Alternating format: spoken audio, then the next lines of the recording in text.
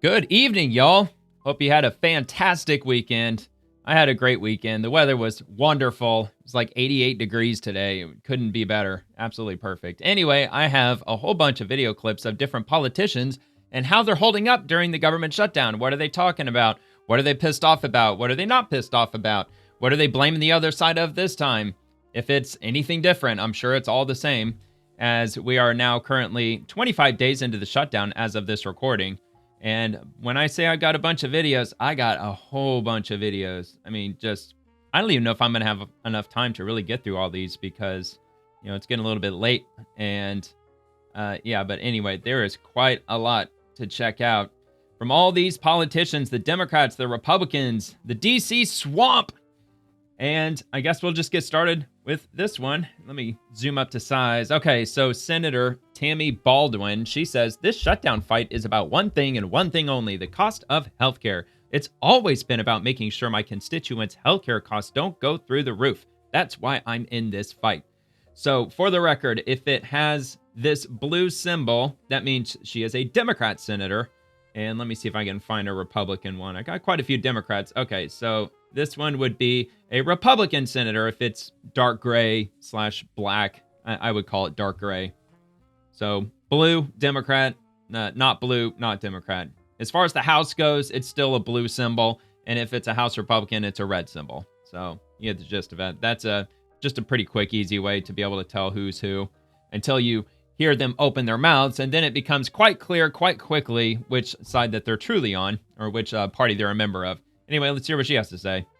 Look, I hear from my constituents in Wisconsin, and again, these policies, if the tax credits are allowed to expire, disproportionately hurt my rural constituents, my farmers, my small business and entrepreneurs, and I hear from them, and they want me in this fight. They sent me to Washington to fight for them.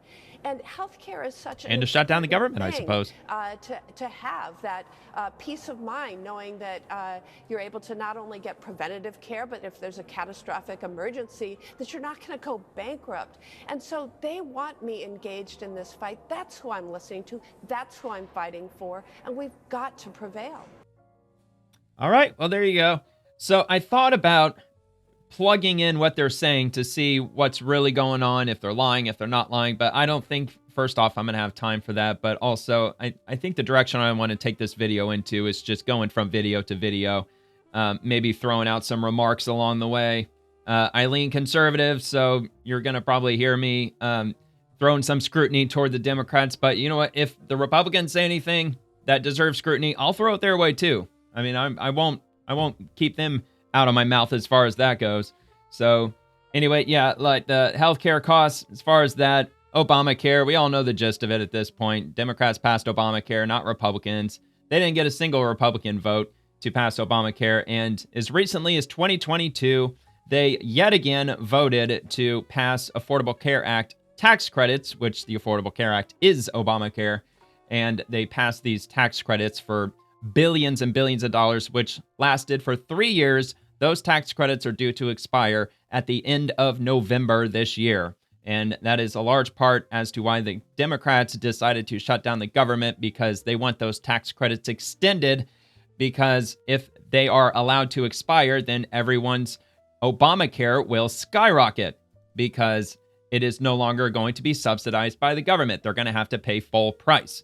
Did the Republicans vote to end the tax credits? No, they didn't. The Democrats voted to pass these tax credits back in 2022, and they also included a 3-year period, which is due to expire in November. Republicans did not put up that end date. It was the Democrats who put up that end date. They were the ones who passed the 3-year period for the Affordable Care Act tax credits, and it was large part due to COVID, if I'm not mistaken. That was their reasoning for passing it, to give people some financial relief during the very hard COVID times. All right, so I'll move on to Senator Ruben Gallego. Families are fighting to afford groceries and gas. Inflation's up. Energy costs are through the roof. Biden. Donald Trump's biggest concern, knocking down the White House's historic East Wing to build a ballroom for himself. Okay, so if you want to hear me throw criticism toward Republicans, I'll throw it directly at Trump. I don't like that idea that he tore down the East Wing after I learned that the East Wing was built in like 1902. And I wasn't crazy to hear that. I would say with it being over 120 years old at this point, I would consider that to be a historic part of the White House. Now, if he stated that brick by brick was going to be saved and used for the new renovation, and every piece of wood, every single part of the East Wing that they could have possibly saved, if they would have used that as part of building the ballroom, then okay, fine. I guess I'd give that to them. At least they're using the original structure as part of this new ballroom. But I didn't hear they were doing that. That's just my assumption that they're not doing that. They're probably just throwing all that stuff away. And yeah, I'm very much against that. I don't like that idea at all. There's plenty of space on the White House property to probably have built a ballroom. Although I understand they do need to land like helicopters and shit like that. So I get that they've got to use some of the property, the grassy area, the yard to land aircraft and shit like that. So I don't know. I don't got the answers for everything. I think the ballroom it's a fine idea. It's a good idea. I mean, I'm never going to be invited to it, but at least my taxpayer dollars aren't being spent on it. So, all right. Anyway, yeah, with affording gas and groceries, Biden inflation, we're all well aware of that. Everything skyrocketed under Biden, even though it started going up at the end of Trump's first term because of COVID, because we were in the middle of COVID, in the throes of COVID during them. But under Biden, man, it went absolutely apeshit as far as the economy just inflating beyond freaking belief. Anyway, let's hear what he has to say on Meet the Press. Antoinette talking about let them eat cake while Americans are struggling right now. Former Republican Congressman Joe Walsh said this. I'm going to read you part of it. Quote, I will repeat this every single day for the next 3 years. Any Democrat running for president in 2028 must pledge to immediately tear down, bulldoze, demolish Trump's ballroom and fully restore the East Wing. Not surprising to read that. Overstated, or would you agree with that any Democrat who becomes the next president, if and when that were to happen, they should tear down whatever changes Trump makes? No, I think to really mess with him, just name it the Barack Obama ballroom, and I think that will take care of half the problem. So don't tear it down. Oh my God, these people are fucking lunatics. This is a You're not going to take away from the fact that Donald Trump paid for that ballroom. I mean, you could try to change history all you want. You could try to tear down all the statues that you want with which the progressives, the liberals, the modern liberals, the Democrats, whatever label you want to put on them, they were the ones responsible for tearing down statues and trying to rewrite history in their own image and to their own liking, which would include doing the ballroom. Would that surprise anybody if a Democrat gets in office in 2028 and they just strip the name Trump off of the ballroom and they call it the Barack Obama ballroom? No, wouldn't surprise me at all. In fact, I'm sure there's probably some historical precedent inside the White House where they changed the name of a room to a different president. So if both parties were cool with Trump, which obviously that's not going to happen, with him being the president of peace, there's many historic things that he's done as president. I know you're not going to get any Democrats to admit it, but it's in fact true. If they were to rename a room to the Trump room, like the Lincoln bedroom, for instance, of course, that's never going to change, the Lincoln bedroom, but I think you get what I mean. I'm sure that's happened in the past, that there was one part of the White House that was named after a president, and they probably changed it to the name of another president. So I don't think that's too crazy. However, for them to change it so soon in 2028, that's a little ridiculous. But would you expect anything else from Democrats? Of course not. First of all, he should not have done that. It's the people's house. Number two, where is the president? He's focusing on the ballroom. He's focused on everything, but he's not focused on what's happening right now. Inflation's still high. People can buy what they need to buy. Energy's still high. Do you know where Trump was today? He was in Malaysia, wasn't he? Wasn't he securing a peace deal in Malaysia? I mean, I know I said I wouldn't do this, but I'm going to do this real quick. Where was President Trump today? I think he was in Malaysia. He was in a country, I believe it was in the Far East, and he was securing a peace deal between Malaysia and Malaysia and Cambodia. That's what it was. Yeah, signing key agreements on trade, rare earth minerals, and a Thailand-Cambodia peace treaty. That happened today, October 26, 2025, with President Donald Trump. He just secured his 10th peace deal as president. 10.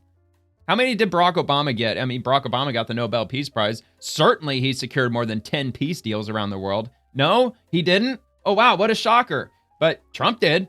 President Trump certainly did. So that's what Trump was out doing today. Trump wasn't just hand building the ballroom. He wasn't physically taking a wrecking ball to the East Wing by himself. No, he's not even inside this country right now. He is way off on the other side of the planet, helping to secure more peace deals to save more countless numbers of lives, thousands of lives. According to Trump, he said he saved millions of lives with this peace treaty. I don't know anything about the Thailand-Cambodia conflict. All I heard was that it's gone on for many decades. It has to do with like some temple that's on both countries' border, and they started fighting over it, and then just all hell broke loose like many years ago. But he got them to lay down their arms, and now there's a peace treaty between those two countries. So that's nice. So anyway, in case you're wondering, because obviously Senator Ruben Gallego has no fucking clue what the hell he's talking about, Trump was out securing peace deals literally today. We have turf wars that are being caused because he feels icky and feels bad about someone talking bad about him in a commercial. And inflation is about to double for 24 million Americans, and that's what he cares about. This is Marie Antoinette talking about let them eat cake while... This dude is so emotional. He is so emotional. I have a feeling that he was raised by a single parent. I bet he was raised by an overly emotional single parent, and it just rubbed all off on him. Americans are struggling right now. So what I would like for Arizona, man, what the fuck y'all doing in Arizona? Sure can actually get costs You're down. electing this doofus? Make, a good standard of living right now and be able to pay what they need to survive instead of him focusing on all these little projects. Hey man, I don't live there. Really I got no skin in the game. I mean, I of kind of do because we're all part of this union. We're all part of the United States. So I guess, that does affect me one way or another, especially with it being a senator. All right. Anyway, Chris Murphy, here's another one. This isn't a game. Some middle-class families in Connecticut are going to get a $25,000 increase in healthcare premiums in just a week. Now, that I don't think that what he's saying, because you could read it that way, that, oh, so all of a sudden they're going to have to pay $25,000 a month starting next week. No. I mean, I get it. In a week, that's when the tax credits are supposed to be expiring. I thought that was the end of November, though, not the beginning of November, but whatever. Maybe it is the beginning of November. So if those tax credits expire in a week, he's suggesting that for a middle-class family, that their health insurance, their Obamacare, is about to go up by $25,000 in a year, which math ain't my strongest subject, but what is that, like a $2,000 a month increase above and beyond what they're paying right now? I want to see the receipts for that, because I totally call bullshit on that. I absolutely do not believe that somebody's healthcare is going to go up that much. And besides, if it does go up that much, it's called the Affordable Care Act. They call it the ACA tax credits, ACA this, ACA that. I mean, if you listen to Democrats, they use that acronym all the time. The ACA stands for Affordable Care Act. The Democrats passed it, 100% Democrats, 0% Republicans, with all of the subsidies that they've been passing and all of the tax credits since Obamacare first came out, like over 15 years ago or some shit by now. It's been propped up on subsidies from day one. It's been a failure since day one. Affordable Care Act. Doesn't sound $25,000 increase. That's so affordable. The leader of the Senate, anyway, CNN Thune, has said that he offered to Democrats a commitment to vote on extending the Obamacare subsidies at a date certain, but Democrats won't take yes for an answer. That's better. Yeah, but that doesn't help anybody in my state because all these Republicans are going to vote against it. I mean, this is like real life, right? This isn't a game. This is like real life. In Connecticut, we totally don't live in the leftist matrix. 60 years old and making somewhere around. We totally didn't take the blue pill. You could be seeing a $25,000 increase in your premiums. Not 25%. All right, get private insurance then. $25,000. Go find a decent job and get private insurance. Commitment for a vote that fails. We need Republicans to come to the table and say, we're going to fix this problem. We're not asking for much here. We're not asking to fix the entirety of the healthcare system. We're just saying...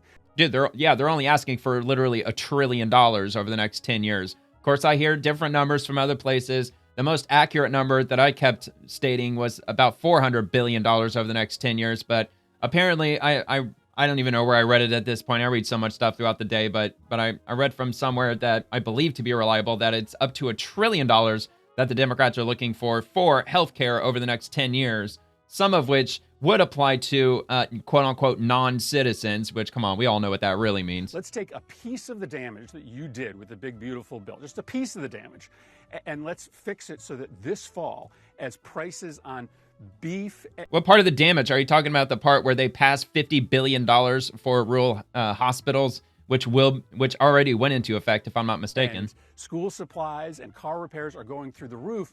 Families don't also have to pay these enormous. No, I already looked that up. I do the show The Swamp Monday through Friday way back in August when school was starting up for most of their kids. I went on Amazon. I wanted to go on Walmart, but it kept dicking me around. So I went on Amazon to look up school supplies because one of these Democrats, they actually showed an image of index cards and pencils and crayons. So I took that list that they provided saying that all these items are skyrocketing thanks to Trump's tariffs. So I actually went down those items one by one because they actually gave the price. They're like, index cards are now $8 for a pack. A pack of 20 pencils is now $17. So I went on Amazon and I proved it wrong. One after the next, after the next, after the next. Plus, you can go to, we all know that you can go to Walmart during back to school season, even in 2025. You're not going to pay $5 for a spiral notebook. You can find one for probably to this day for like a 50 cents maybe. I mean, when I was in high school, it was like 20 years ago, but you could get a spiral notebook at Walmart for a dime. You can get a folder for a fucking nickel. And I'm sure it's probably 10 times more expensive, but still, 50 cents for a spiral notebook or even $1 isn't like insanely unreasonable. But they were trying to suggest that it was like somewhere between $8 and $10 for a simple spiral wide-ruled notebook. Bullshit. Increases in healthcare premiums. I don't think we're asking too much. I don't think we're being unreasonable. I don't think we're being any more unreasonable than Republicans were when they asked to have some of their priorities funded in budgets written when Democrats were in control. All right, well, fine. Then I would then insist that if the Republicans, which I would insist immediately that they don't subsidize the American Affordable Care Act ever again. I don't think they should get on board with that at all. They should have repealed Obamacare from the day it was launched. But yeah, if they are to join Democrats in passing anything with regard to healthcare, they would have to insist that Democrats will not give a single dime to any non-citizen. Just give it a blanket term. Non-citizen, whether if they're here legally or illegally, whether if they have a green card, a visa, HB1, or if they're here illegally, no matter what, they don't get a single dime, not only from our healthcare system, but from any government aid in any way, shape, or form. No food stamps, no nothing. Absolutely nothing. Of course, Democrats won't agree to that. They'll just threaten to shut down the government again. All right, so from Sheldon White House, this ballroom was made for Trump and his donor friends, not for you.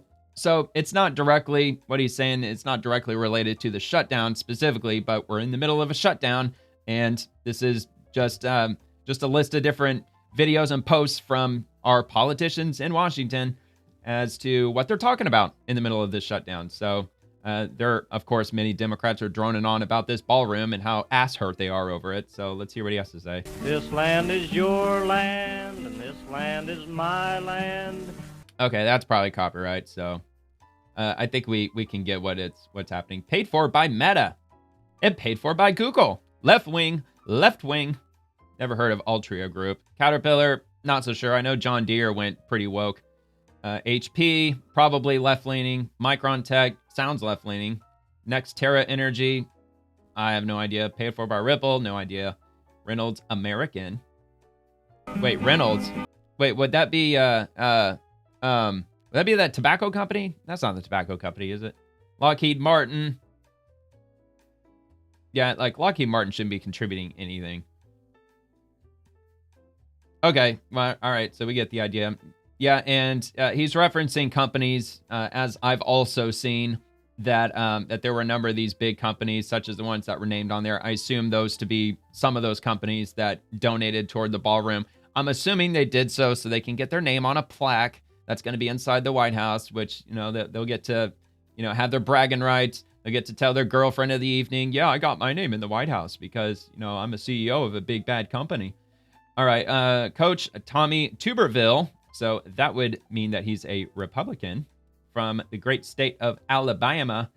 And he says, radical leftist rioters are attacking our law enforcement officers who are just trying to keep our country safe. To all our ICE agents, if you are violently attacked, shoot back. And he's responded to Eric Doherty. Border Commander Greg Bovino has infuriated the left by throwing a tear gas canister at leftist rioters who threw rocks at Bovino and his men in Chicago. I believe, if I'm not mistaken, the rioter who threw a rock at Bovino actually struck him in the head.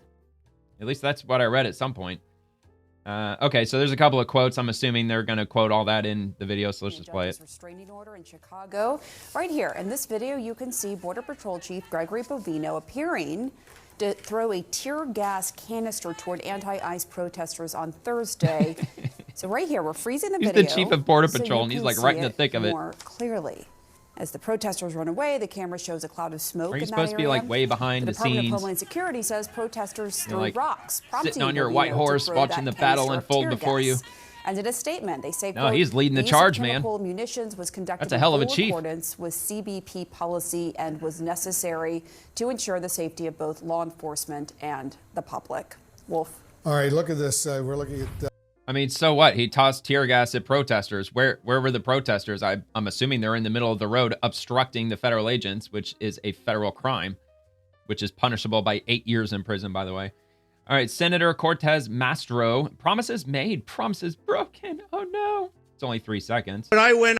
Wait a minute. Oh, okay. I get it. Promises made, promises. So she's showing some older video because it said Trump bans, obviously, when he was campaigning.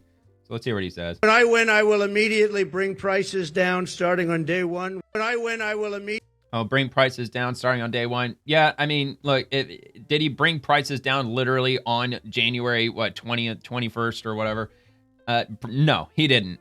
It probably took a couple of weeks, a couple of months. There's still things that are still expensive, but the rate is going down. At least the rate of inflation has been going down.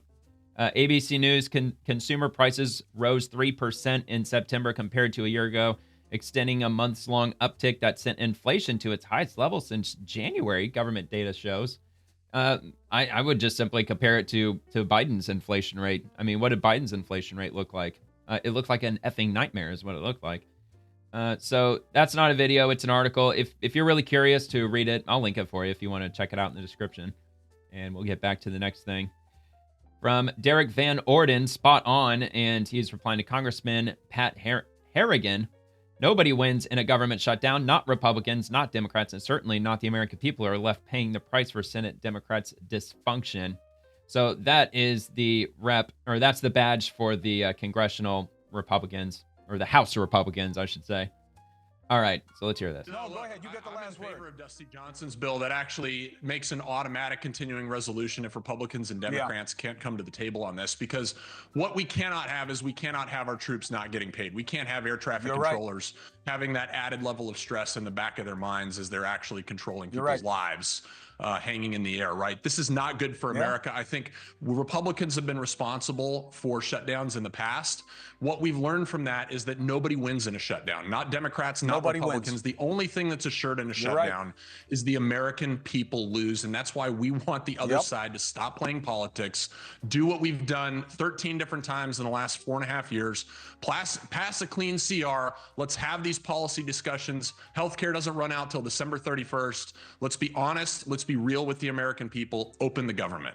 It's so funny how Chris Cuomo's trying to sound all base now. He's trying to be all middle of the road, Mr. Fredo, and that's not the only time I've seen him do that. Like for the last week or two, he's been appearing to side with Republicans with regard to the shutdown, and it's not something that you would obviously expect from Chris Cuomo, but. Anyway, I'll move on. So Rep. Melanie Stansbury, cruelty seems to be the point. This week, the administration showed it cares more about building ballrooms and bailing out billionaires. Of course, the same old talking point. Which, did you know that we live in a progressive tax system, which means that the more money you make, the more taxes that you have to pay? I just looked it up. The top 1% of income earners in the United States, they pay 40% of all income tax on the federal level. 40% from the top 1%. So the whole like bailing out billionaires, blah, blah, blah. Okay, yeah, whatever. So anyway, and blowing things up than it does about feeding families, federal workers, fixing healthcare, and firming up our national security. I know many are deeply worried. Here's a look at what comes next.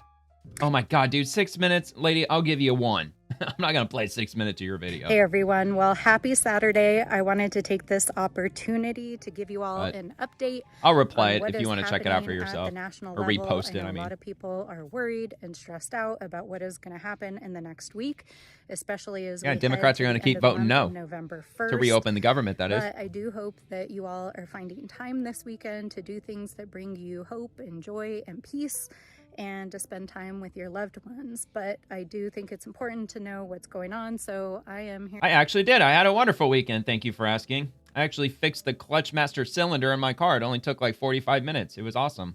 I actually posted about it on my X account, and it was really nice. The mechanics quoted me $400 for it, and I bought the part on Amazon, admittedly, and it was like $23. I replaced it, and it's actually pretty amazing. I still have the factory clutch in my car, and it's like 242,000 miles. Still from the factory, and now it feels like a brand new clutch because the master cylinder was going out. With a whatever. quick update on what to expect It was a lovely in the weekend. coming week and what we are doing Too much to winning. fight back to protect our communities.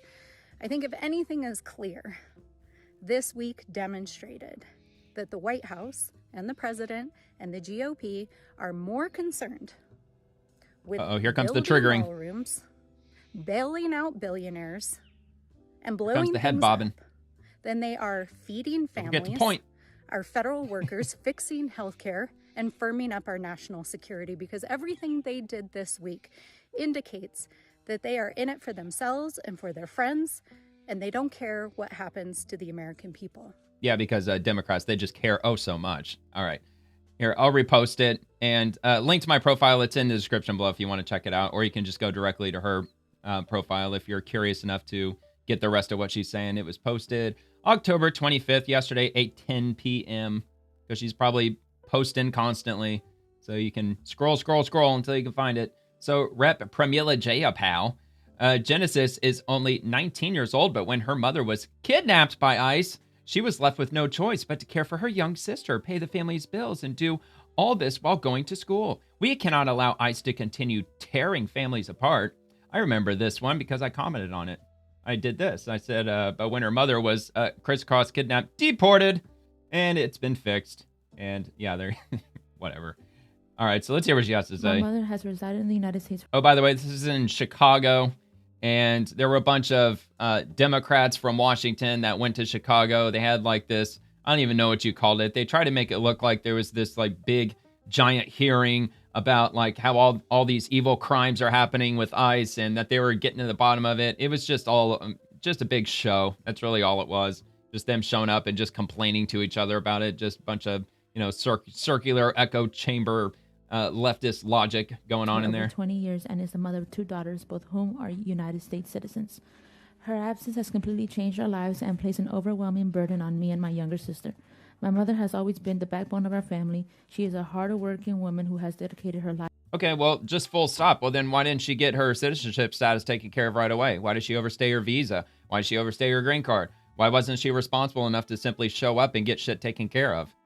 Or did she just sneak in from day one? And if that's the case, you can't just magically be allowed to stay forever just because you have a kid inside the United States. That's not how it should work. I know Democrats really want it to be that way, but there's a lot of people, including a lot of normies, that don't see it that way, because then you'll get what do they call it? They call it a like citizen tourism or something like that. I don't remember the exact name of it, but then you'll have all these foreign nationals and all these people who are quote unquote coming to the United States on vacation. Oh, I just happen to be 9 months pregnant, but I want to come here and tour New York City and check out the sights and go see the Grand Canyon. I didn't come here because I'm 9 months pregnant. Of course not. And then they have their kid here, and then now they can magically just stay here because now my child is a U.S. natural born citizen because I just so happened to be on vacation when my child was born here. Us, raising us as a single mother through many restless nights of hard work, just to give us everything we need. All she cared about is running her small restaurant business to keep food on our table. She kept our family going, selling food she made herself on the streets of Chicago, often in horrible weather conditions. Now that she has been taken from us, I am left to run everything she left behind by myself. And I take care of all her responsibilities far beyond what I can handle at night. I'm only 19 years old. I'm still a kid who has so much to learn, and yeah, I feel like She could have gone with her, by the way. I'm sure they had a ticket for her as well, but she refused to go. As fast as she was taken away from us. I don't know what to do in this moment. I do feel alone without her, and it's really affecting my overall mental and physical health. Not to mention my education. My sister has special needs requiring a lot of attention and care for her own needs.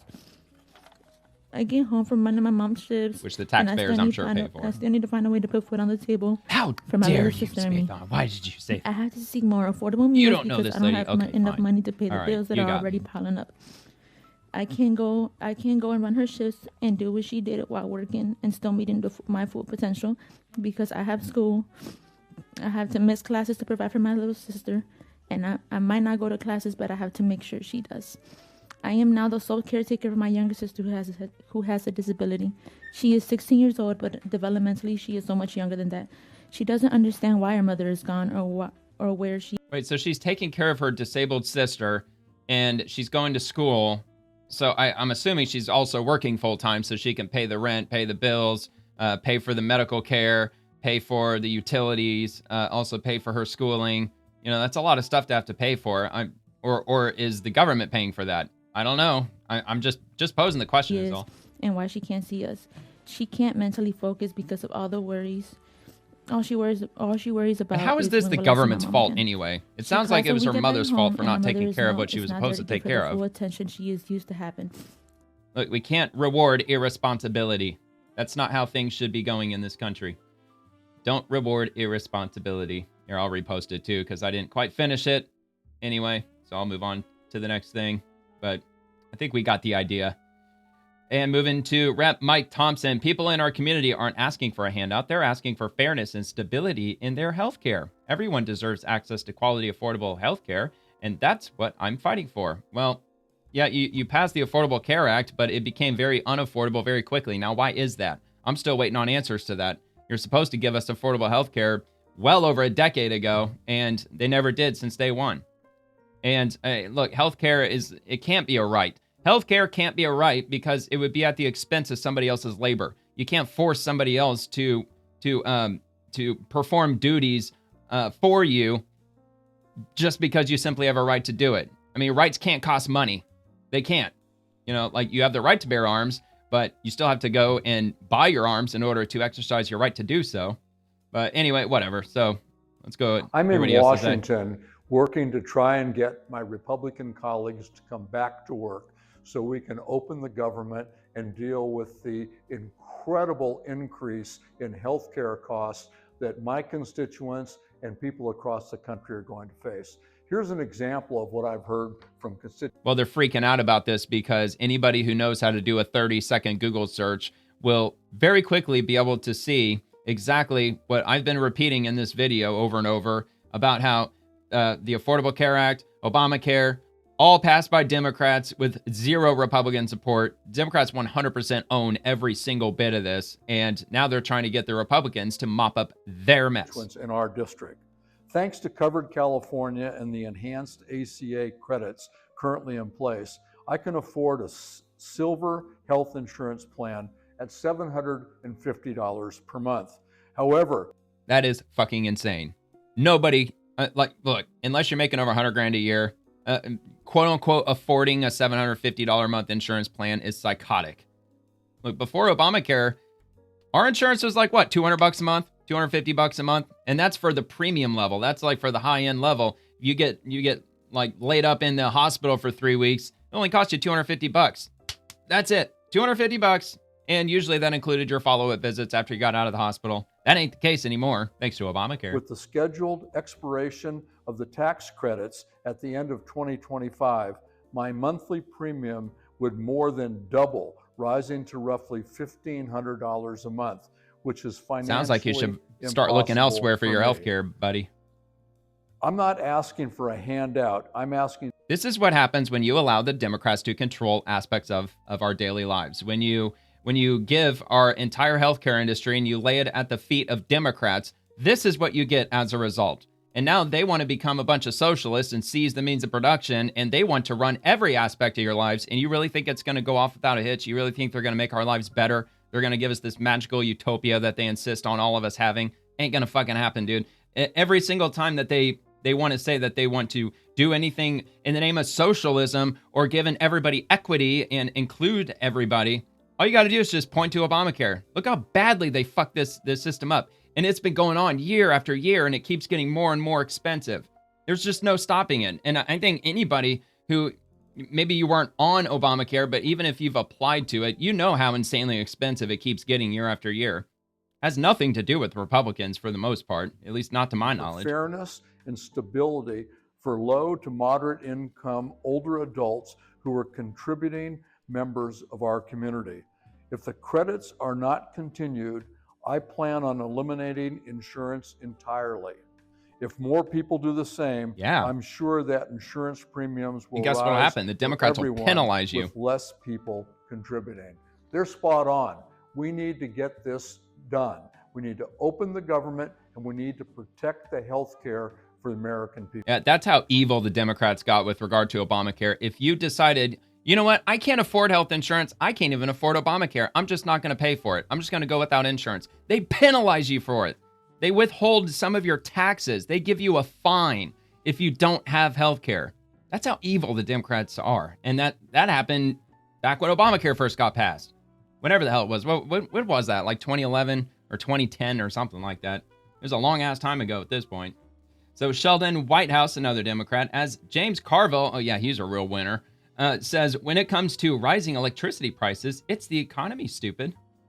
I think that what the fossil fuel guys want to do is to figure out how to raise electric utility prices for people so that the money goes back to them, hoping that the public is going to blame the utility, when the fact of the matter is that as you demand more and more electricity on the grid, more and more plants have to be called up to deliver the electricity. Well, that's and the most common sense. One supply and demand sets the price, and clean energy almost never sets the price. It's always the fossil fuel stuff. So if you back because it gives you electricity 24/7.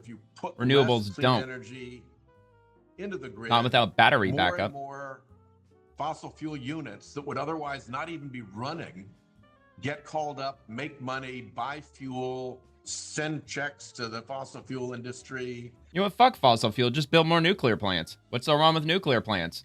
I know they've been, throwing propaganda at us for, half a century with regard to nuclear power, but that's what we should do. We should build more nuclear power plants. I mean, it's the Democrats that want us all to be driving EVs. They want us to get rid of our gas-guzzling vehicles because it's all fossil fuels, and they want to put us into electric vehicles. So that would mean, 230 million electric vehicles would be on the road. Do you have any idea how many nuclear power plants that would be required to power every single electric vehicle in the country?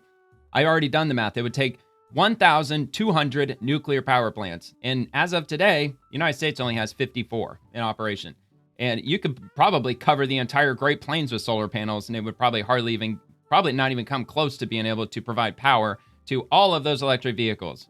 And plus, thanks to President Trump's initiatives with tariffs, we're getting a lot of manufacturing returning back to the United States, and they're also building up this insane AI infrastructure, which only proves that with renewable energy, with wind and solar, Democrats never had any intention on manufacturing ever coming back, because you cannot run an automobile manufacturing plant on friggin' solar panels. It's just loony. It's clown world. That's ridiculous. It doesn't make sense. So now the Trump administration, it's not them directly. There's some geniuses, and I mean legit geniuses, that figured out a way how to build nuclear reactors on an assembly line called small modular nuclear reactors, and they're going to start rolling those out in 2027. Each one of them is going to provide power to between 20,000 and 50,000 homes. Initially, they're going to be using them for the AI infrastructure and also for manufacturing. They won't be used for residential right away, but eventually they probably will be. And that's how you get power. You don't get it from freaking wind and solar. That's stupidity. And the ratepayers pick up that extra cost, and it goes straight to the fossil fuel plant owners, straight to the fossil fuel plant fuel dealers. This is the trick. This is how Trump is paying back his fossil fuel donors by his donors back clean energy. Yeah, because Democrats are not getting anything from any major companies. Elizabeth Warren's not getting $600,000 from Big Pharma. It's also a competitive issue, and it's a cost issue. So if we make a widget in the United States, and we pay an energy costs, if we just don't pay them, companies pay them, manufacturers pay them. I mean, it takes so much energy to make an automobile, a washing machine. And as our can't do it with wind and solar go up, as we limit the sources of energy that we have, which of course is just economics 101. The more sources you have, the more diversified you are, the greater effect it's going to have of bringing the cost down. So the cost goes down for, yes, the individual that powering their home, but it also goes up for the manufacturer. And that's a part of the cost in making something to be competitive. It really is an economic issue, and the cost. You know what's really nice? I'm sorry, I thought I was unmuted. But anyway, what's nice about those small modular nuclear reactors I mentioned, Google is one of the first companies to pick up an order of them, which again, it's going to take a few years before they get them, but they're able to use those modular reactors to power a facility independently from the power grid. So there's going to be these large facilities that are commercial, not residential, that are going to be independent from the grid by using these modular nuclear reactors. And I think, personally, that's the way to go. That way they don't have to tap into the grid and risk that. Risk what he's saying, that our electricity is going to go up because we have manufacturing locally that's having to pull from the power grid, which is going to cost more money for everybody. Just beyond what people experience at home. It manifests itself in many different ways.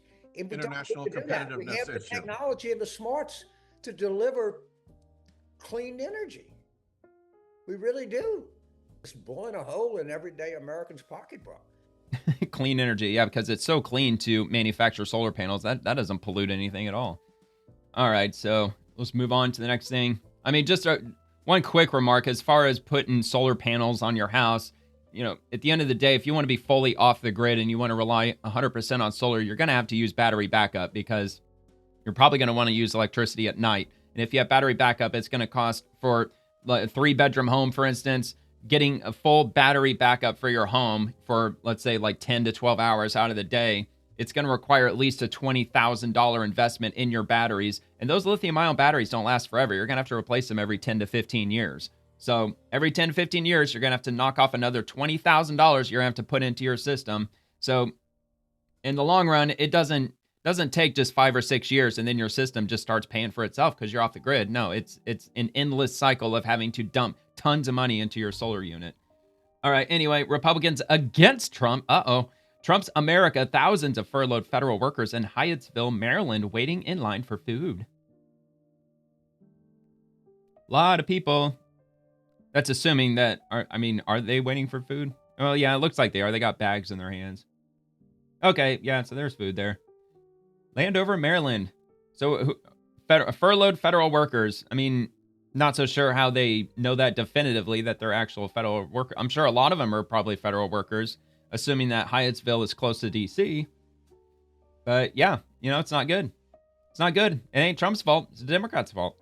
Senator John Hickenlooper, Mercedes has a baby in the NICU and her healthcare premiums are about to be over $1,000 a month. Well, I mean, hopefully her baby will get healthy as soon as humanly possible, because if not, then she's got a lot of Democrats to blame for that. Trump's main priority is his $300 million ballroom. Oh no, how dare he? My name is Mercedes Official and I live in Commerce City. I am a music teacher and business administrator for me and my husband's music lesson business. As a result of owning our own business, we have to pay for our family's health care out of pocket. For the past 5 years, we have obtained insurance part of owning a with business. Health Colorado and received subsidies lowering our monthly premium from approximately $900 per month to $205 per month for our family of 3. In February, we learned that we'd be having another child due in October. Unfortunately, complications That's a arose, great thing. and on September 4th, I went into preterm labor. Our second daughter Not so great. was born at 34 weeks on September 5th and put in the NICU. 4 days later, we received news that there was a concern on her newborn health screen. Shortly after, we received news that she had a rare genetic condition, and on September 13th, she was transferred to Children's Hospital in Aurora. As of today, she has been in the hospital for 6 weeks. Our business is doing well, but that unfortunately has a downside. We have lost one subsidy as a result of our income, and the addition of our second child has raised our premium even more to approximately $1,100 per month. We still have one subsidy lowering our premium to $706 per month. However, once all of these subsidies expire, See, that's how you know that Obamacare failed, because they have to put subsidies in to keep it afloat. That's how you know it failed. It's failed from the very beginning. I mean, if you have to subsidize anything, then in my opinion, by definition, it's a freaking failure. For the entire $1,100 It should be self-sustaining. That is 4 times more than we are currently paying per month, and I'm not sure how we are going to be able to afford insurance for our family. To me, this You is won't, not thanks a to Democrats. partisan issue. It is a human issue. Every citizen of this country deserves to have affordable health care. It should not be a privilege or a luxury. It should be a guarantee. Yeah, well, and Democrats are pure evil for allowing our insurance industry to get this bad. They're absolute pure evil.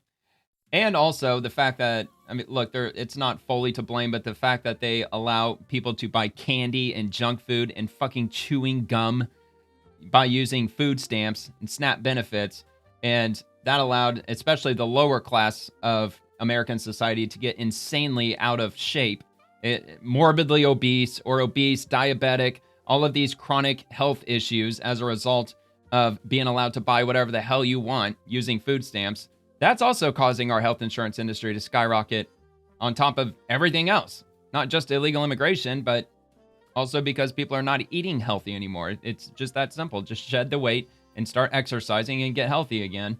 And if everybody got on that program, Secretary Kennedy's program, then it's not going to be solved overnight. Maybe 10, 20 years from now, then our healthcare might finally return to being affordable again, because now, like, what, 80% or 79% of our children under 18 years old across America have a chronic illness of some way, shape, or form. Almost 80% have a chronic issue. That is insane. And you wonder why our healthcare is going up so much. Well, obviously the Democrats are a large part to blame for it, because they came out with that monstrosity that they call the Affordable Care Act, Obamacare. All right, Senator Dick Durbin, American families need help now to afford their health care. Republicans in Congress shouldn't wait any longer to extend the ACA enhanced premium tax credits. Y'all own it, dude. Y'all own it, man. Why do you always gotta have Republicans mopping up your fucking mess, dude? That American families need a helping hand and need it now. Not something to talk about later, but now, so that we can do something to stop these premiums from going up dramatically. Not going to happen. Y'all have to own it. When the premiums go up, some families will say, no problem, making plenty of money, hate it, but we can pay it. Other families are going to say, how in the world are we going to do this? They're not. They're not going to. Policy They're going to drop it. More copays and deductibles that are paid for us for virtually everything. Dude, if my insurance was $800 a month, I would have dropped it a long time ago. This increase in premiums anyway. And some I got that kind of money. Say, I just can't afford it. Can't make ends meet, can't pay utility bills, electric bills that are going up. And thanks to Biden. And this health insurance premium too.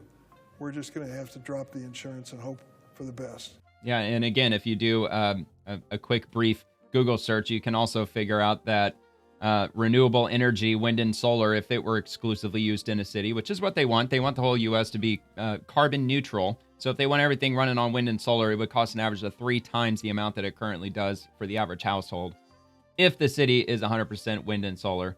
So yeah, it's not just electric. Also, the average motor vehicle today, or even electric vehicle, just vehicle in general, the average new car is $750 a month right now. The average used car is $550 a month. What the average new mortgage, if you get if you buy a new house right now, it's like what, $2,700 a month on average. It's absolutely crazy. Yeah, dude, the middle class is, I think it's a miracle that things haven't really completely collapsed at this point, because I don't understand how the middle class is affording all this shit. I don't have any idea. I mean, I live really frugal. I never go out to eat. My cell phone bill is like $15 a month. I don't have any subscriptions to anything. You know, I just barely get by. Like I drive a 1999 Mitsubishi Mirage, and I paid $1,100 for it back in 2015. And anytime something goes wrong with it, I jump on YouTube and I figure it out, because it saves me a lot of money. I put on struts, for example. Just last spring, I put on new struts. The tire shop quoted me $1,600, more than I paid for the entire car. So I figured it out. Went down to Harbor Freight, got that compressor kit for the shocks or the springs, the coils or whatever the hell they're called. And I had to do it myself, and I got it done. Took an entire weekend. Saved $1,600 or $1,400 because I had to buy the parts. But you know, you just got to figure it out. And if shit gets too expensive, then you just have to start cutting things out. You gotta have a roof over your head. So either way, the rent's got to get paid. And then you just got to figure out how to, you know, try to do without, really, for the most part. No more vacations, no more going out to eat, no more splurging on this and that, no more pop music star concerts, no more sports games, all that nonsense. All right, Rep. Gwen Moore, I'm dismayed by the Trump administration's decision to withhold public assistance FEMA relief from Wisconsin following August's historic flooding. I support Governor Evers taking the necessary steps to appeal this decision. I don't know anything about that with Wisconsin. If it really was historic and if thousands of people were affected, then I totally agree with her. That's what FEMA's there for. It's there to provide assistance if there was enough people who were affected by it to need help. If they really need help, then that's what it's there for. I don't agree with FEMA is their existence in the first place. I mean, if something happens, you got to chalk it up to whether if it's an act of God or if it's just, just the nature of life. But all right, so let's hear what she has to say. FEMA says it won't be or what giving he has to millions say, I in guess. additional federal aid to communities impacted by August's historic flooding. FEMA sent the denial letter to Governor Tony Evers today. Well, there's no flooding up here. So I'm assuming it's a river that flooded. So it probably flooded like a few hundred yards, crested over the banks or something. This is money set aside for local governments to fix things like parks, and roads, that's flooding. and buildings. Congresswoman Gwen Moore, she weighed in on today's decision. We are thankful that the federal government has given us some FEMA funding. People have not been made whole.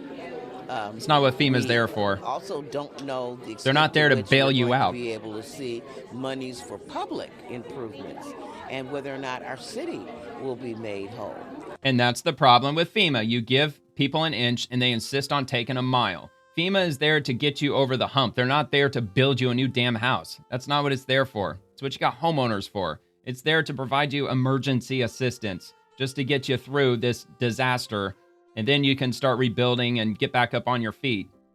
It's not supposed to just completely just wipe the slate clean for you. You're fully covered. It's all good. Everything's fine. And I mean, even locally, like this was probably 2016 or 2015. The county north to where I live in Pasco County, they had this freak rain event where they got like 15 inches of rain in like 2 or 3, 4 hours. And it flooded. Like it was over 1,000 homes. It was a lot of homes that ended up getting flooded out from this insane rainstorm. And they applied for FEMA assistance. They declared the county a disaster area, the whole 9 yards, and FEMA denied them. They said, nope, it wasn't widespread enough. It didn't affect whatever the number of houses that's required for FEMA to provide assistance, and it just didn't happen. So I believe they appealed it, and no, they never got the FEMA funding. It just had to be covered by the state. Like in Wisconsin, if they deny them, even in the appeals process, then the state of Wisconsin, I guess they'll have to pay for it. Senate Aging Committee, increasing price transparency and access to shoppable services will transform the healthcare industry with lower costs and better outcomes.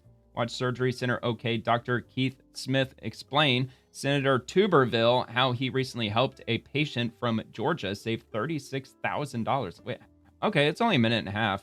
So Senator Tuberville, okay, Republican from Alabama. I was just curious as to who or where I got this from. I'm assuming he reposted it. I wish they would say that at the top. When I'm scrolling through my feed and looking over my lists, it actually says who reposted this, but I don't have that knowledge when I bookmark it. But I'm assuming it was Senator Tuberville. Some people argue that patients won't shop for care or that it is too complicated to understand. Do you think that is true, and what savings have you seen for patients when prices are available? Well, patients will not only shop for care, but they'll vote with their feet. Half the patients we see at Surgery Center of Oklahoma do not live in Oklahoma. We see patients from Europe and Africa, all over the United States. And self-funded employers see such an insane price difference between our prices and the local hospital where they're doing business. They waive all out of pocket for those employees and a companion to fly to Surgery Center of Oklahoma and have their procedure. And not just us, but those who've copied us. So people will shop and they'll travel. And furthermore, they'll hold our price up in front of their local hospital and tell them match this or I'm going to Oklahoma City. We had a patient from Georgia that was going to be charged $40,000 for a urologic procedure, and our online price was $4,000. What? And how are they doing this? The hospital matched our price because that would have been the second patient they matched that it. month that came to Oklahoma City, and they didn't want to see that. See, that just goes to show that the insurance industry, like, they don't have to be paying the amount of money that they're being billed for. Like, this whole hyperinflated system is just beyond ridiculous. And I've made the example over and over again on my show, The Swamp, with regard to a CT scan. You go to the emergency room, they charge you $8,000 for a CT scan, but the hospital only costs them like $200 to do a CT scan, but they bill you your insurance $8,000. But if you tell them you don't have insurance, then they'll give you the cash price. It's like $1,200, $1,300. It's like nowhere near the $8,000. It's like, dude, no wonder everything's just so fucking expensive with regard to insurance, because they're just hyperinflating everything. It's insane. The patient reached out to me later and said, you saved me $36,000 and you didn't even perform the surgery. So there is that is there wild, is a market that is developing. It's a competitive market. It's driving prices down. It's driven prices down in Oklahoma City, I know. And quality goes up at the same time. Wow, man. Well, yeah. I mean, if quality does go up, if there's competition, there's no doubt about that. Surgery Center, Oklahoma. I'm reposting this for sure. I'm gonna have to look into that further, because he didn't go into detail as to what they're talking about exactly. It reminds me of oh shit, I didn't mean to quote it. It reminds me of dental tourism that people do when they go to Central America. Is it Costa Rica? I think it's Costa Rica, maybe, or one of the neighboring countries, where they have American quality level dental care there, but the prices are extremely cheap. You can have a dental implant put in, and it's like $200 or $250, and it's a 3-visit process. Like, they have to drill the rod into where your tooth is going to go, and you have to go back for the next visit. So like, you actually have to return, I think, twice in total. Like, you go there to get the procedure, and then you go to get like your tooth put on or whatever. But like, yeah, it's like $200 a tooth. Here in the United States, it's like $5,000 to have a freaking dental implant. It's insanity. So yeah, people they're just saving up money, and they're just going down to Central America, and they're just having their grill fixed for pretty damn close to pennies on the dollar. All right, Rep. Ted Lieu, when Republicans assault healthcare. Oh, okay, so Republicans are assaulting healthcare now. It ends up increasing everybody's health insurance costs. Again, Republicans had absolutely nothing at all to do with Obamacare. Nothing. And notice how not a single Democrat has used the word Obamacare in like, what, a decade? Because they know how destructive it was. They probably knew it before they even passed it. I'm sure they probably, they had like models and projections and stuff, and they looked at it and they're like, oh my God, dude, this is going to decimate the health insurance industry. Well, we said we'd do it, so we're just going to do it. Yeah, but we're getting like 0 Republicans on board with it. Well, I don't give a fuck. We're doing it anyway. We're going to call it Obamacare because it's all about Obama. He won the Nobel Prize, haven't you heard? Which essentially said that hospitals are not going to let people die. Basically, if you go to a hospital and you're very sick and you go to the emergency room, you're going to get treated. Yeah, he's right. You don't even have to be all that sick. You can go in there and, you can have a bruise on your arm and demand they treat it, and they have to. It's required by law. That's been a longstanding law. Maybe that got started with Obamacare. I mean, if it did, then I'll give them the credit for that. The pre-existing condition aspect of Obamacare, I appreciated that. That was nice. That is the moral thing to do. It is the right thing to do. But what happens if you don't have health insurance? What happens get treated anyway if you no longer have Medicaid? What happens if you can't afford the Affordable Care Act premium? They stabilize you, and then you leave. They still have to treat you, dude. It's the law. And you want health insurance? Well, you're still going to get treated. And then that uncompensated care, those costs get passed along to everyone else who does have health insurance. And so when the Republicans assault healthcare and make... Well, I don't know about that. I know if you go to the emergency room and you don't have health insurance, they're going to come after you for like 7 years. They're going to be calling you like crazy, sending you to collections. They're going to be all over your ass for years and years. Drastic cuts to the Medicaid, to Medicare, and the Affordable Care Act. It ends up increasing everybody's health insurance costs. President Ronald Reagan signed a law. We have to abide by what Secretary Kennedy's trying to do, trying to get us all healthy again. That's absolutely something that everybody should be standing behind. But Democrats, oh my God, do they hate his guts now? It's absolutely incredible. Like how much they absolutely hate him. Like he's a member of what some consider to be American royalty, the Kennedys. I mean, oh my God. All right, Senator Cynthia Lummis, and she says the Biden administration spying on my colleagues and me was without a shadow of a doubt a political operation targeted at Republicans who voted for the president. This was against the law and the Constitution, and we must ensure this never happens again in America. I'm not so sure if that was the exclusive reason why they were spying on him, but yeah, that evidence actually came out. It was either Tulsi Gabbard or it was Kash Patel with the FBI.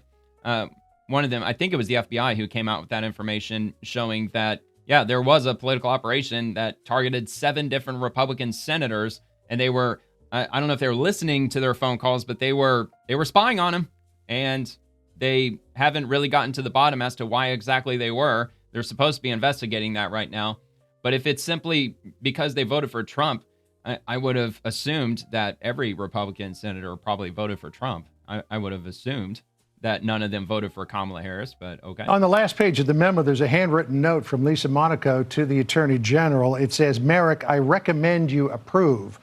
She was the Deputy Attorney General, but she was also very close to both Biden and Obama. Mitch McConnell stopped that. Do you get the sense that this was a political operation as opposed to a justicial operation?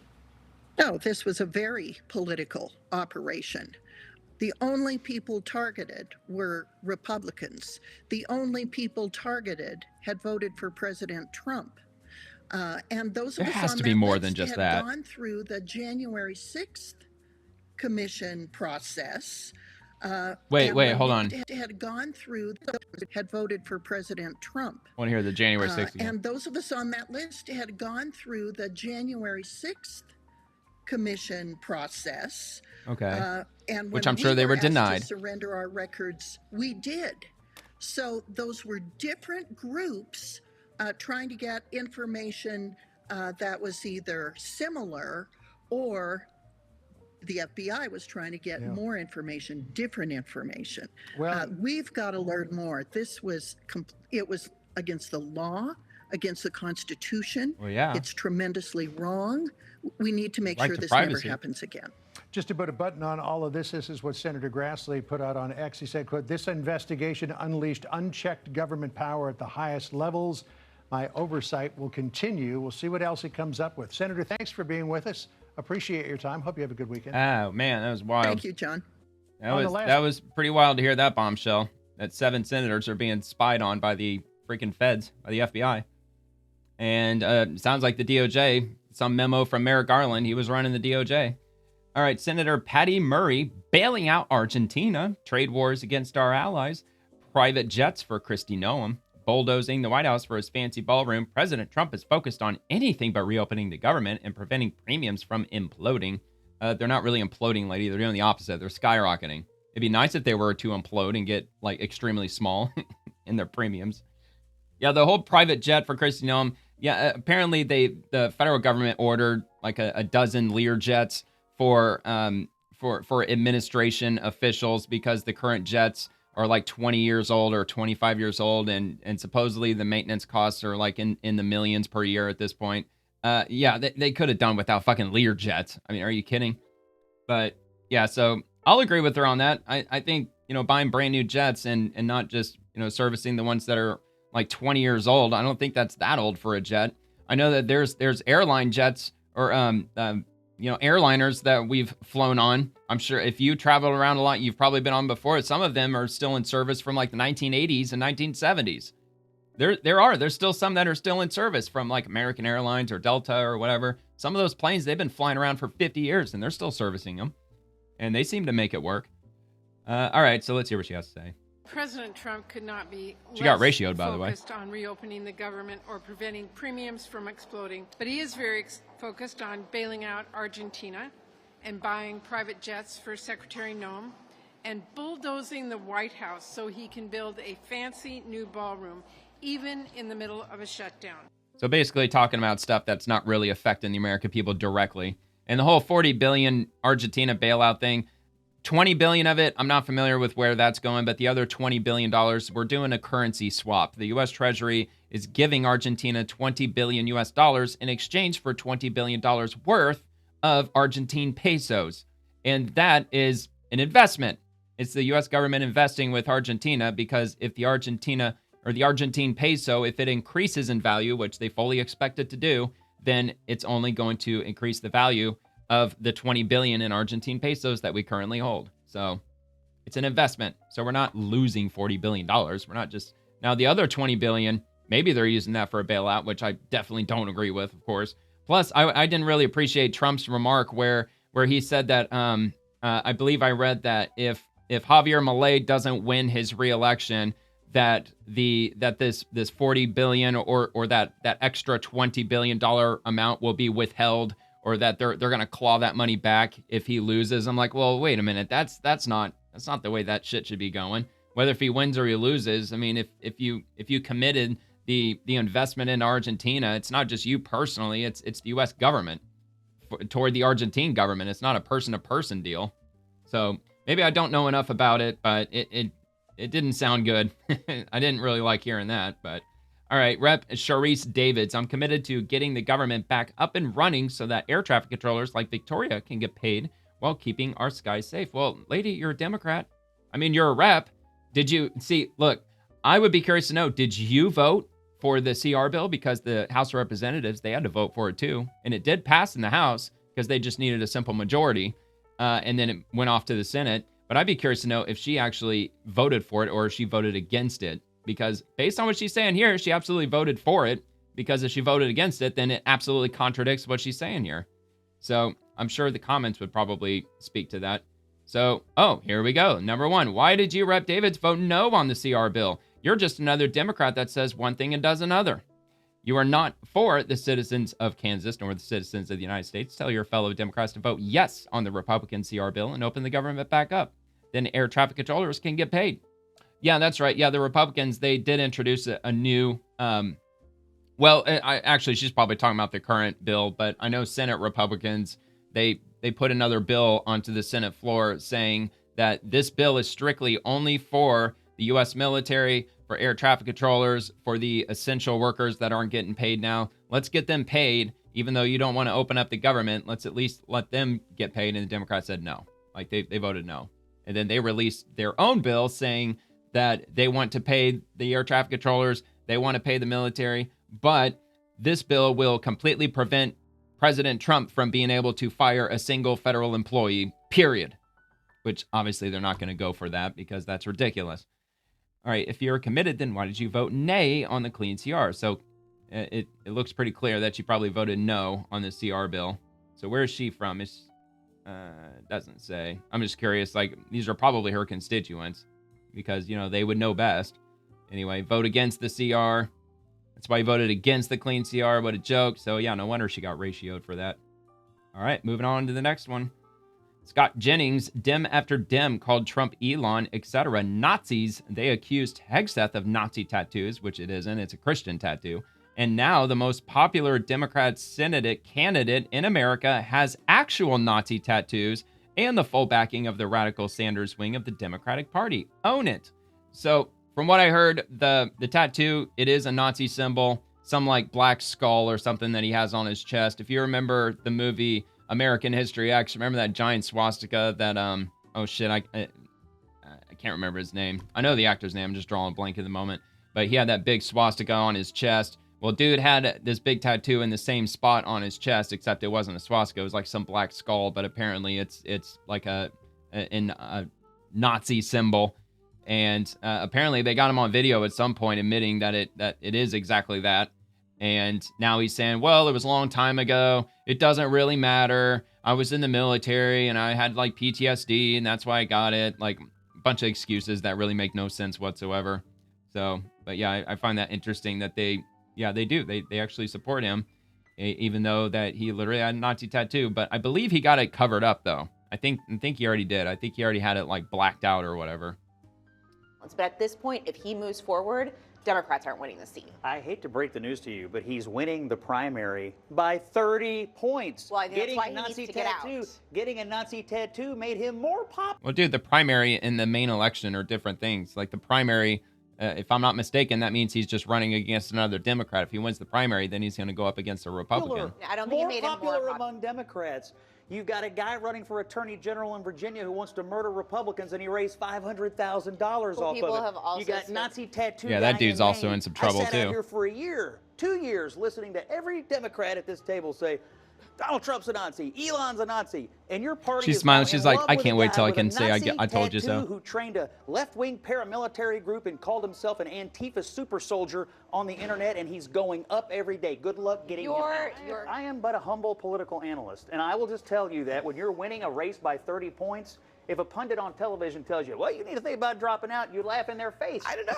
This is a year out. I feel like I'm leave the race. I want Democrats to be who they are. It'd be hilarious if he loses by like 60%. They are. No, it is hold on. You're saying that Democrats are Nazis? Is that what you're saying to me? On brand right now. Very on brand. Hold on 1 second. Oh, Nazism. It's on brand now. Like, Haven't you heard?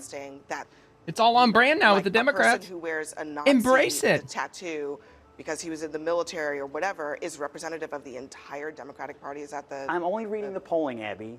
When all this story broke and he started talking about it, he literally got more popular. He's beating the incumbent governor of Maine by 30 points. You realize that he's I running somehow in doubt one that. state in Maine, and you're also saying that because of that, he's representative of the Democratic Party. You said this is who they are. Yeah. Who's they? With the Nazi Look at the stuff? polling. Yeah, who Look is at they? The energy. This is Look, not about the this is polling. who they This is want. not about the polling. This is who they want. Bernie Sanders. That is a classic example of somebody who puts party over country. These people are fucking communists, Wants man. him. It doesn't I mean, not maybe not all of them, but he Democratic Party, certainly where is. their energy is wants the Nazi tattoo guy. That's what But they want. 75% of I think if this country is about anything, it's about understanding that every person, me, Yeah, Bernie you, doesn't want to anyone talk else about is that.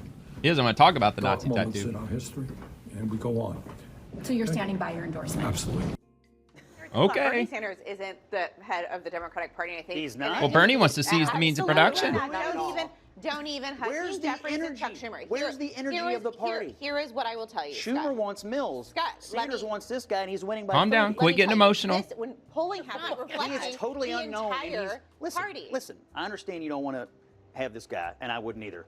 He is a totally But you do though. Like you said with great enthusiasm that he's up by 30 points.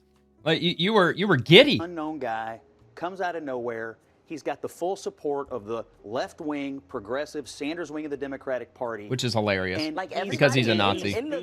Literally. Supports Bernie Sanders?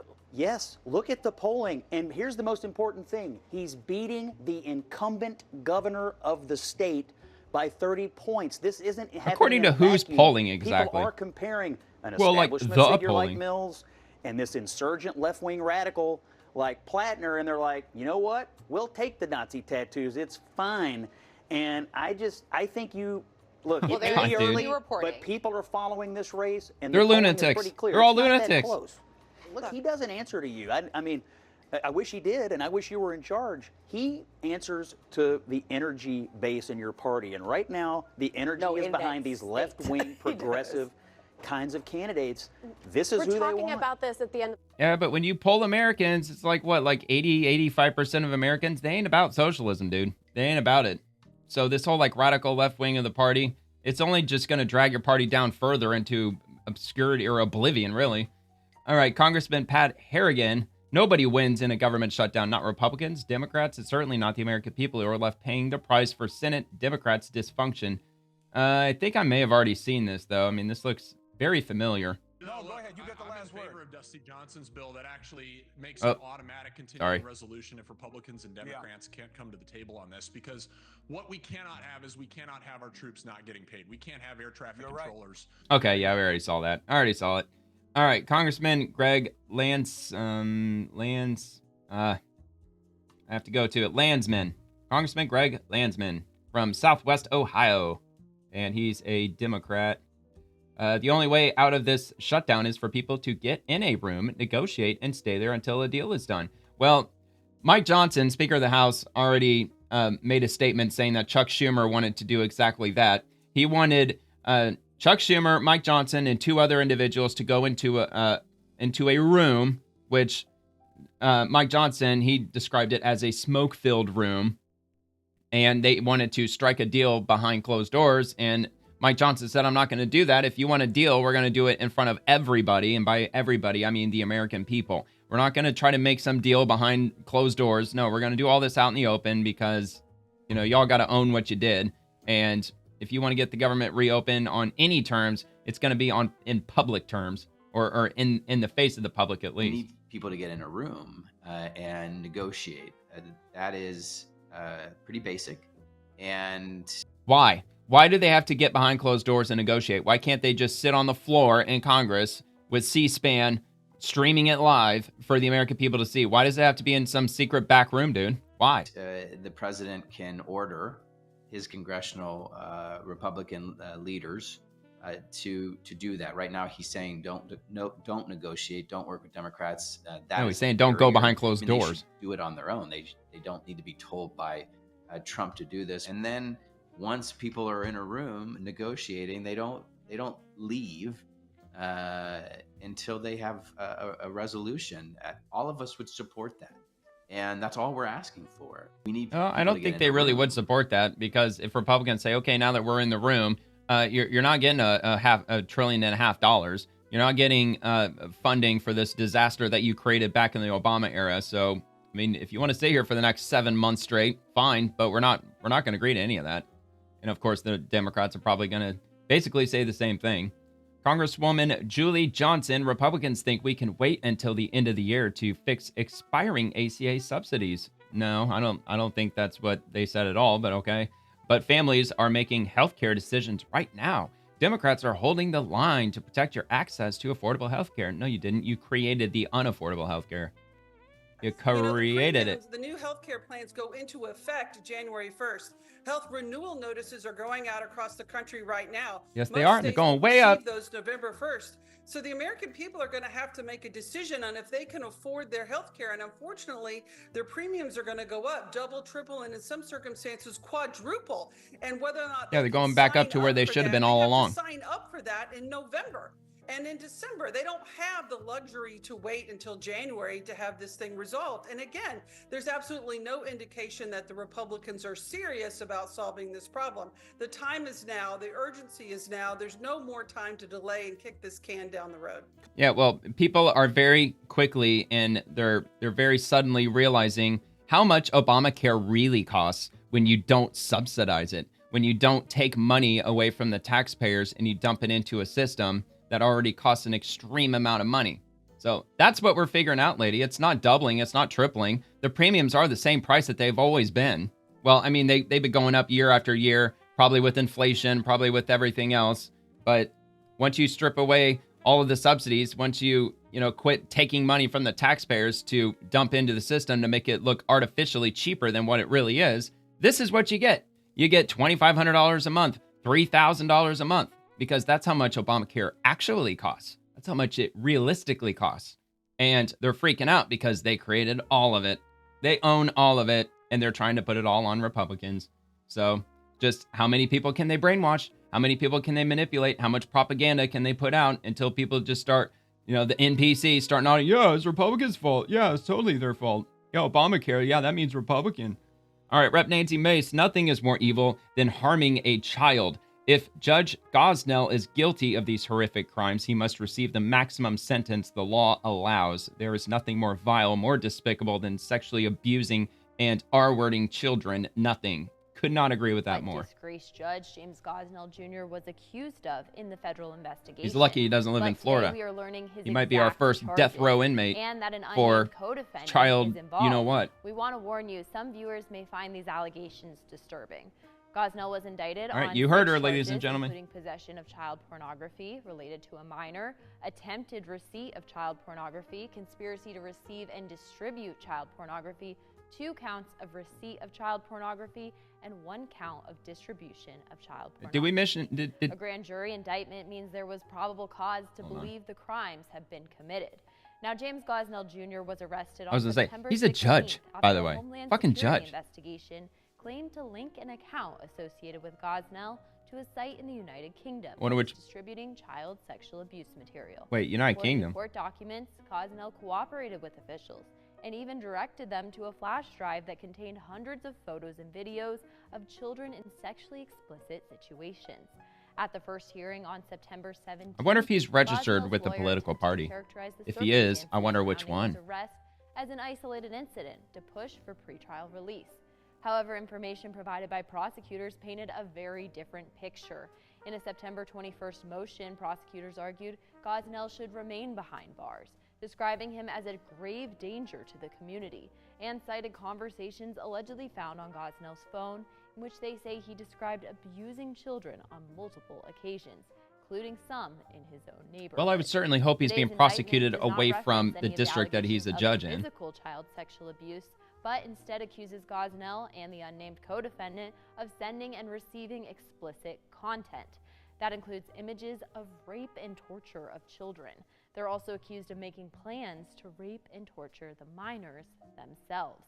These allegations sent Throw away shockwaves the through key. the Charleston community, Death row. drawing strong condemnation from multiple elected officials, including 1st Congressional District Representative Nancy Mace, who is among those calling for Gosnell to face harsh punishment if he is convicted. My concern, number one, is one would with certainly any hope so. potential victims of this guy and anyone he was around. I'm deeply concerned about children in West Ashley and other places that might have been exposed to him, and any potential physical abuse, sexual abuse that may have happened to those children. Gosnell needs to have the full throat of the law thrown at him. He needs to face the full force of the law. And if he's done what he says he has done, I hope he gets the maximum punishment.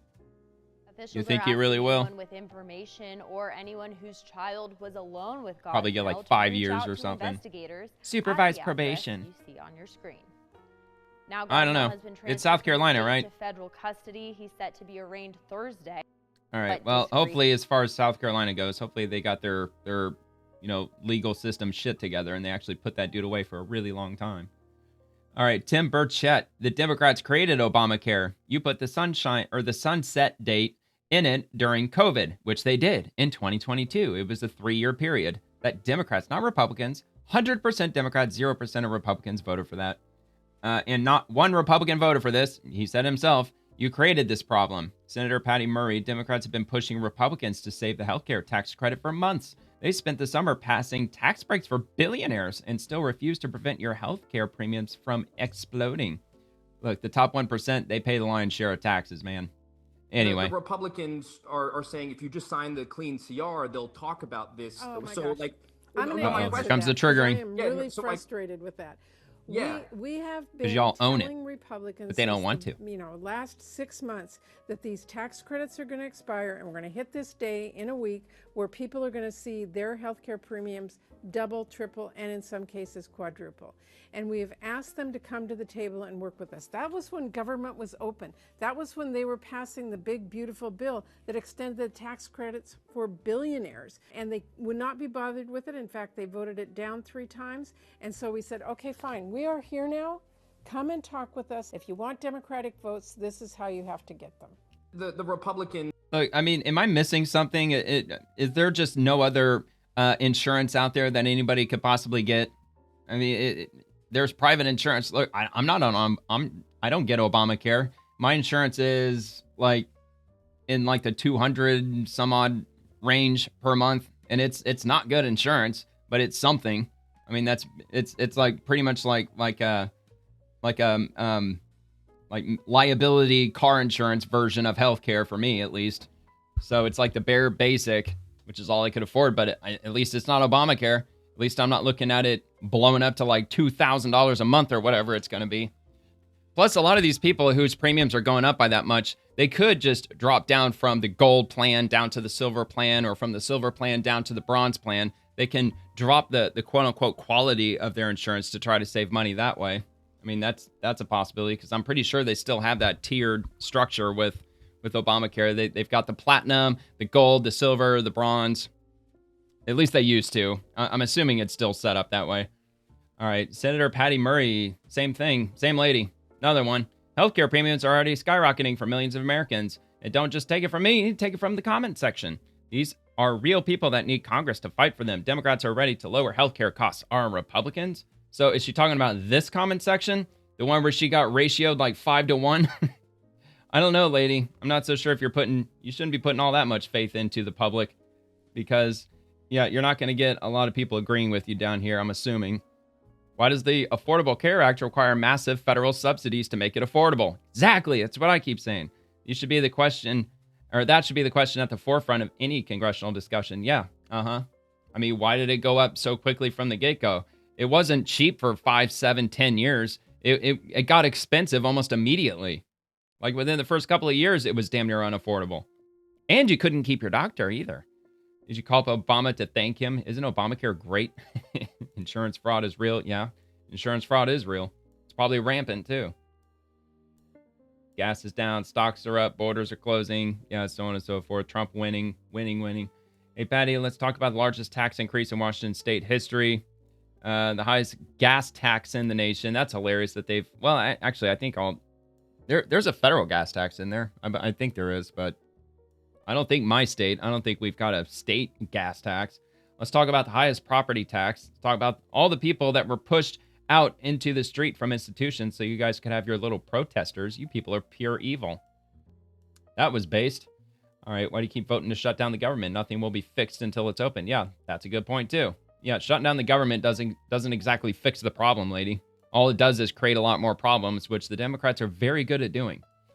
All right, Jesus freaking Congress. ICE just tear-gassed another dog on a walk. Just a quiet neighborhood stroll turned into chaos. This isn't law enforcement's cruelty, pain, and simple. Our streets shouldn't feel like battlefields. This might actually be some of the videos that I had bookmarked to do another video. Yeah. So I'm basically at the end as far as the members of Congress goes. So I'm probably going to cut the video here, but I showed it. I'll play it if you're curious to watch it. Why not?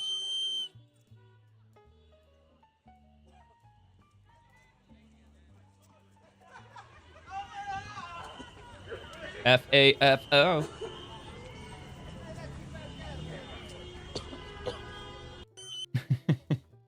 Look, man, if you have to live in a neighborhood like this, maybe you're voting for the wrong people.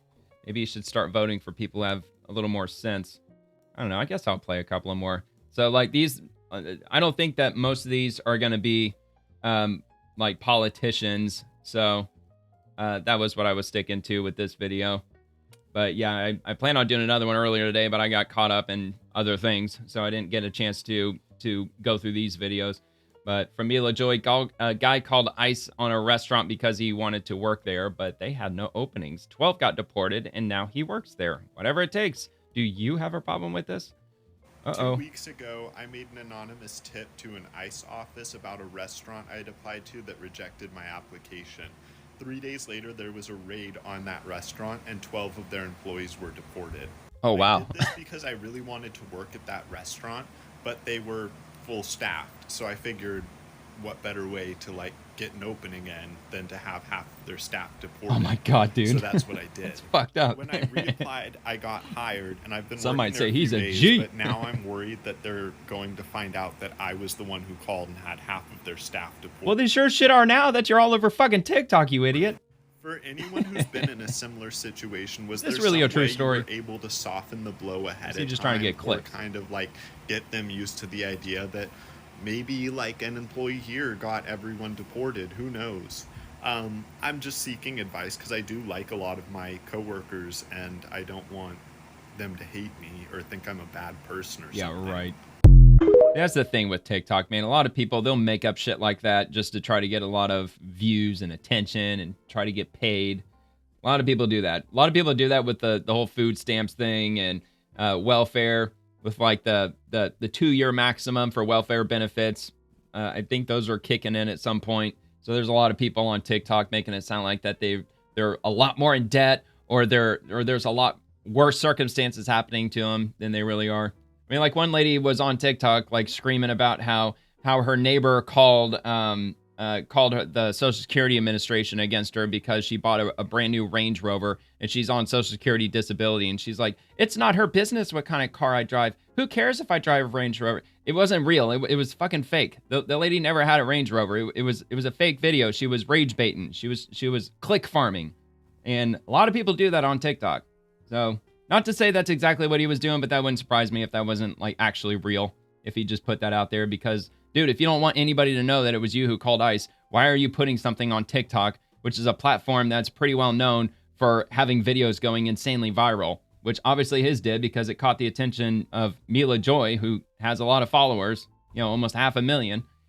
All right, so DSTN Club, you can't make this up. Minneapolis mayor candidate Omar Fateh, the Somalian who was working to fast-track approvals of taxpayer funds for his wife's company. The company shut down due to rampant fraud. All Democrats do is launder your money. Yeah, this dude, he totally looks Somalian. Absolutely looks Somalian, even though I believe he was American-born. New questions about politics, ethics, and a candidate for Minneapolis mayor. A Care 11 investigation into Minnesota's troubled housing stabilization program, already exposed for widespread fraud.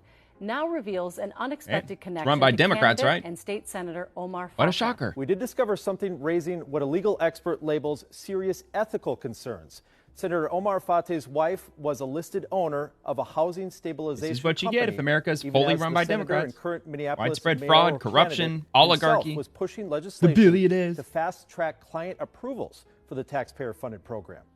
Senator Fateh, Senate File 2741. Fateh. I'm still going to say The bill Fateh. that will address a critical delay in access to housing stabilization services, also known as HSS. It's March 24th, 2025, and Senator Omar Fateh is the sole author of a bill he says will speed up access for people to be approved for HSS.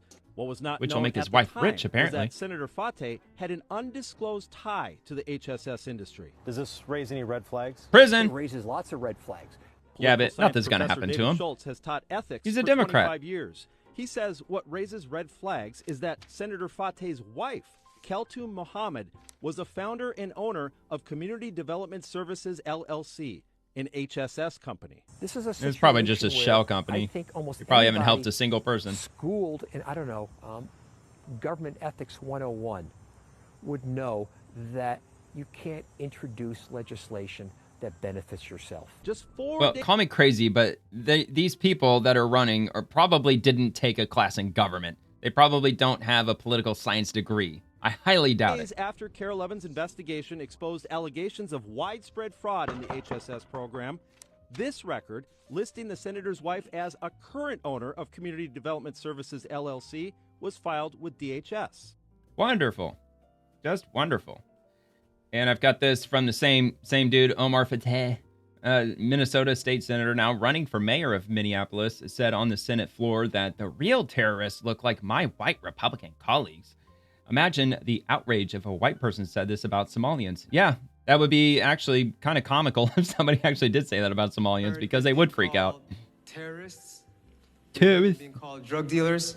Drug dealers. Some of heard them a lot of probably are. insults. We heard that they're a threat to our national security, and that's a flat-out lie. You want to know who the real threat is, Madam President? I'll give you a hint. The white They don't man. look like our chief author. They don't look like the folks up in the gallery. They don't look like the folks on the rotunda. They look like many of the members that sit in the front. And you don't have to take my word for it. According to DHS, Why don't you just say it, Madam dude? President, Just say the quiet part out loud then. the greatest domestic threat facing the United States comes from, quote, racially or ethnically motivated violent extremists, specifically those who advocate for the Well, just look up the FBI crime superiority of the white statistics. race. Let's just go straight to the numbers, dude. Let's just go straight to the FBI crime statistics. I mean, let's just stop playing stupid games and let's get straight down to the numbers. Let's get straight down to the facts, because that's where the facts are going to lie. They're going to lie straight in the numbers. Not our immigrants. But no, we don't want to go over all that. We are safer and we're better off because of them. Heard them being called. All right, well, I don't live in Minneapolis, so I got no dog in that fight. All right, so I took advantage of leftist militants being distracted by yelling at each other to walk through their newly rebuilt camp outside ICE Portland. Thousands of dollars worth of supplies, food, and equipment, including gas masks, and are nicely organized in bins. The city pretended to make them leave, but allowed them to put all their stuff in a storage unit directly behind the sidewalk so they could rebuild 1 hour later. It's an absolute joke. Way past time we find out who's paying for all of this. Yeah, I would say it is way past time. So, of course, it's the Portland ICE riots that keep going on. That's what he's referencing. And, yeah, I'll probably just cut it after this. I'll just make this last one. It's cool. So we're actually allowed to use the sidewalk for once time. Look at this. Look at this. Hey, you hungry?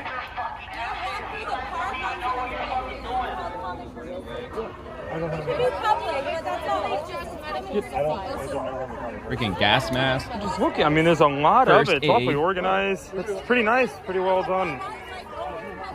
Yeah, very organized.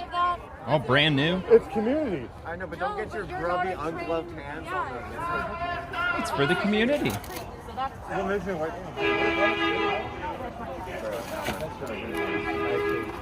Good job. And guess who Mr. Fuck you? Bunch of junk food.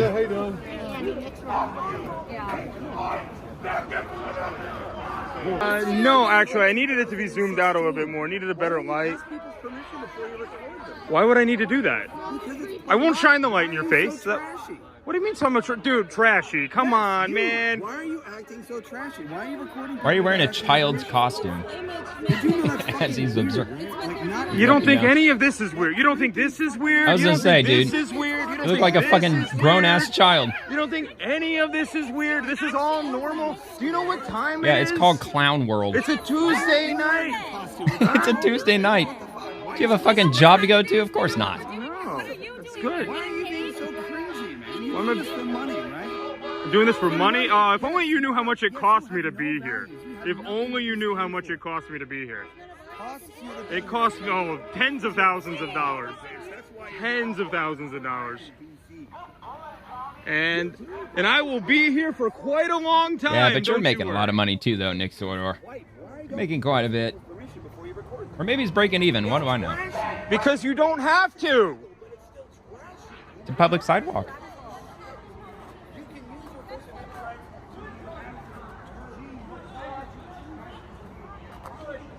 Hey, at least Antifa's recycling earlier that day.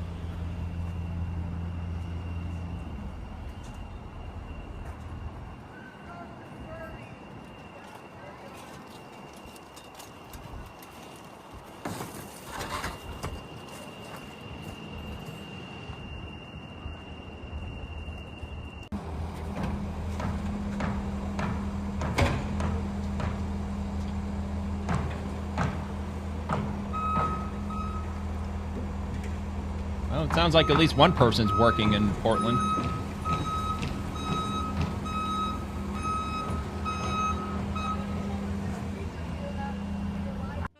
All right, well, that does it for me. Hope you enjoyed the video, and I'll be back with the Swamp tomorrow. Run it Monday through Friday. The video usually will post at the very latest at 11 p.m. And thank you so much for watching. Hope you have a great rest of your night.